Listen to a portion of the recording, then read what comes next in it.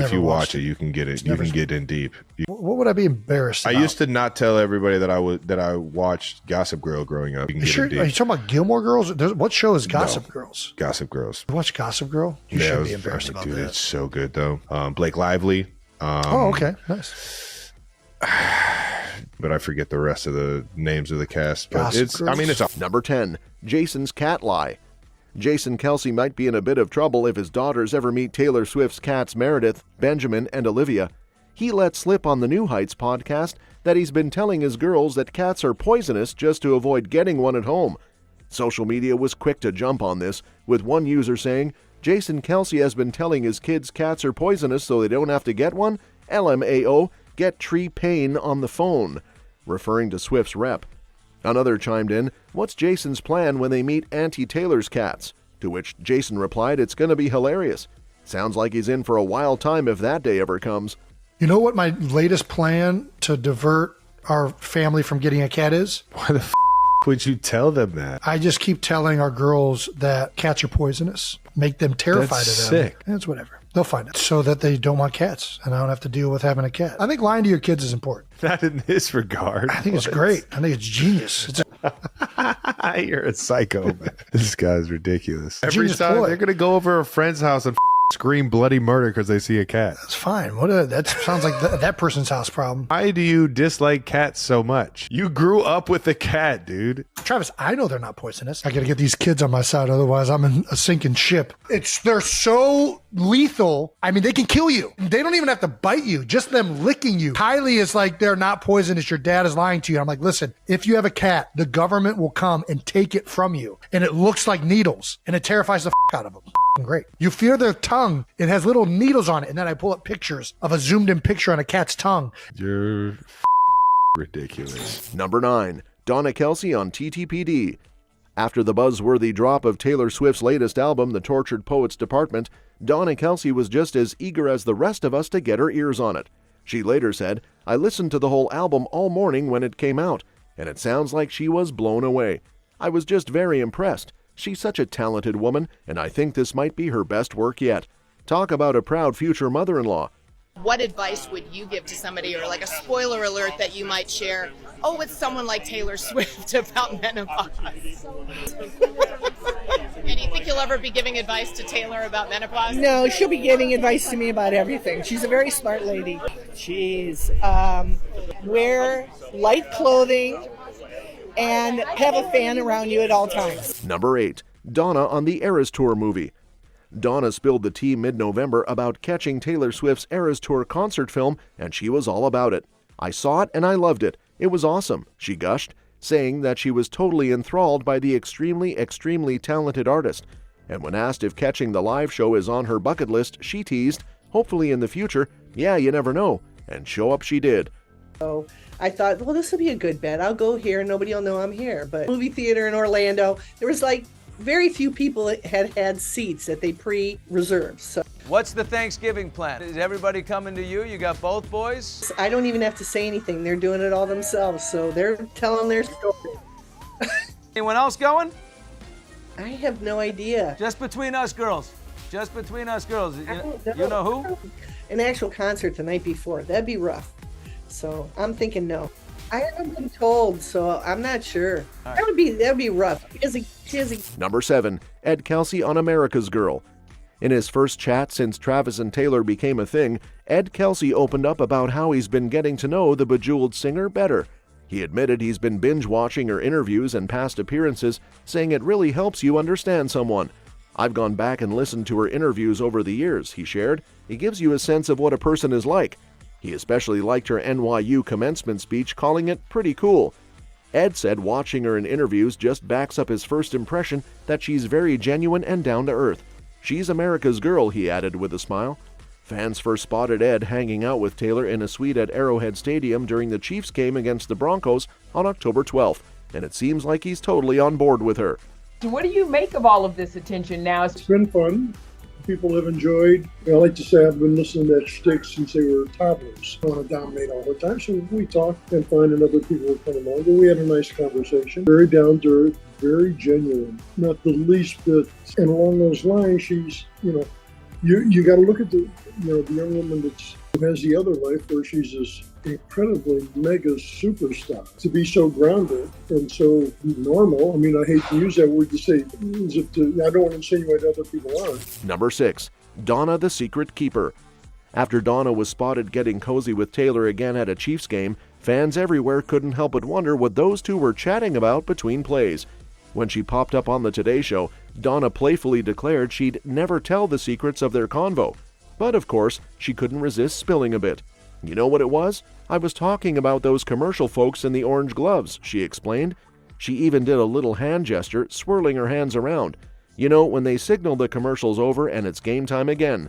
Sounds like a fun chat. Lots of famous people.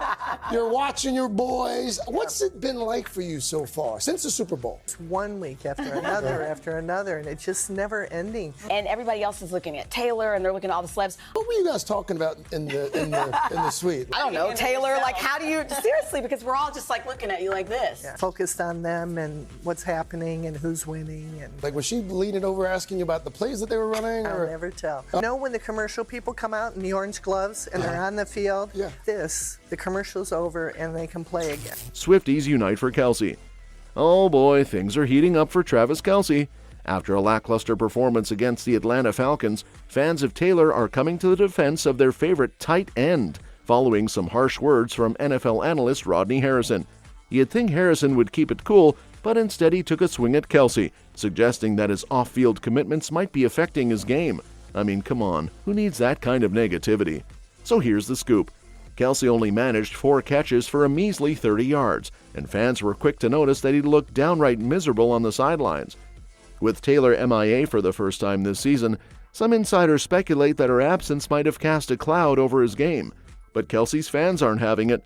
One particularly fiery Swiftie took to social media, insisting that Kelsey is totally dedicated to football and any media hustle he does is handled during the offseason.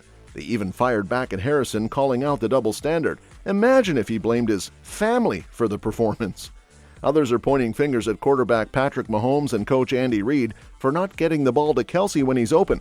It seems some fans are more than willing to deflect blame away from Kelsey, highlighting how other players have been getting the limelight while he struggles. One fan even suggested that despite claims about his speed, Kelsey is still managing to get open and contribute on the field. And let's not overlook Swift, who was spotted enjoying a girls' night out with Gigi Hadid in New York, completely ditching the game. While Kelsey was on the field trying to score, she was enjoying life in the city. Will her absence continue to weigh on him? It's hard to say, but one thing's for sure. Swifties are rallying for their guy, and they're not about to let any analysts rain on his parade. On a Sunday afternoon, and any other time that's applicable. That ain't supposed to happen yesterday. We saw more Taylor Swift than we saw Travis Kelsey yesterday. We supposed to see more Travis Kelsey yesterday than we saw her. That's not happening. It's time. Football season is here. Honeymoon's over. Let's handle our business, okay? You got to get it going, bro. You got 39 receiving yards in the first 2 games. Come on now.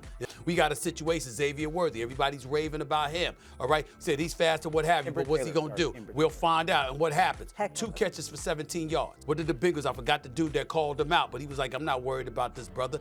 2 catches for 17 yards, okay? Rasheed Rice had 5 catches for 75 yards, so that's good. Yeah. You're not supposed to win that game when something like that happens for you on the offensive side of the ball. But you look at a Travis Kelsey, you look at Xavier Worthy, you're talking about 3 receptions for 22 yards. It's got to give, make no mistake about that. But in the end, you know what? Cincinnati did play better. By the way, Patrick Mahomes, the Michael Jordan of this sport, got his 17th in QBR over the first 2 games of the season, and that got stolen from them. So I don't blame him for being very, very frustrated, especially since now. I like what you said because I liken it to load management. For an average 5 catches a game, 57 receiving yards per game, 0. The only thing, Shady, that I think we aren't thinking about is that, so he has 39 yards through 2 games this year. He had a 41-yarder called back because of holding on Kingsley, 90 yards receiving, and 3 touchdowns. All right, so they're saving him for this. And so in my opinion, it is the same. He's at 82 yards. So he's on track similar to last year. Yeah. They lost Clyde Edwards-Helaire. They lost Hollywood Brown. A bunch of other playmakers. You're going to have to step up way sooner than the playoffs. Doing it for the fame. With everyone speculating about Taylor and Travis's relationship, country star Blake Shelton threw his hat into the ring, and he's all for it. During an appearance on the Pat McAfee Show, Blake, who knows a thing or two about high-profile relationships thanks to his marriage to Gwen Stefani, praised the couple and shut down those pesky rumors that their romance was just a PR stunt. Shelton hilariously clapped back at the idea that celebrities would date just for promotion, saying sarcastically, "Yeah, because it makes perfect sense to marry someone to promote your career." He knows the drill, having faced similar scrutiny when he and Gwen first got together. No, but that's the world you live in whenever you guys are superstars and you date or try to find a relationship with another superstar. I thought from the beginning, though, the personality traits seem to be a good match. I think Travis Kelsey's cool with that. I think he is very, very cool with that. And so Taylor Swift, I assume she had to deal with a lot of dudes that weren't necessarily happy to be in the shadow. And then for Taylor, she's been looking for seemingly like a man. He's a funny guy. You know, he walks into the room and he's a standout no matter where he is or what he's doing. He's just got this big personality. Love that the Kelsey brothers are showcasing football to a brand new people. They're the perfect people. You believe in Taylor and Travis? I do, man. Now that Taylor and Travis have been dating for over a year, Shelton seems convinced it's the real deal. Blake isn't the only one with good vibes about the couple. Pat McAfee echoed that their personalities just work, pointing out that Travis, unlike some of Taylor's past boyfriends, is totally cool with not always being in the spotlight. McAfee even joked that Kelsey, being a tight end and not a quarterback, is fine walking a few steps behind Patrick Mahomes, just like he is with Taylor. But let's be real, Kelsey's charisma and larger-than-life presence mean he's never actually in the shadows. As for Taylor, she's totally embraced Travis's world of football. Rumor has it she's so into it she's even drawing up plays for the Chiefs. McAfee asked Shelton whether he believed in Kelsey and Swift's relationship, and the answer was a phrase that many fans hope Tavis will say to each other soon. With these two constantly showing each other love, like Taylor's shout-out to Travis at the VMAs, Blake Shelton might be onto something when he says, "I do." I think they're going to get married. Let's talk about it. You think they're going to get married? Travis Kelsey, tight end, not a quarterback. He's okay with being behind Patrick Mahomes. Taylor Swift is global icon that she is. So I think a lot of people thought it was fake.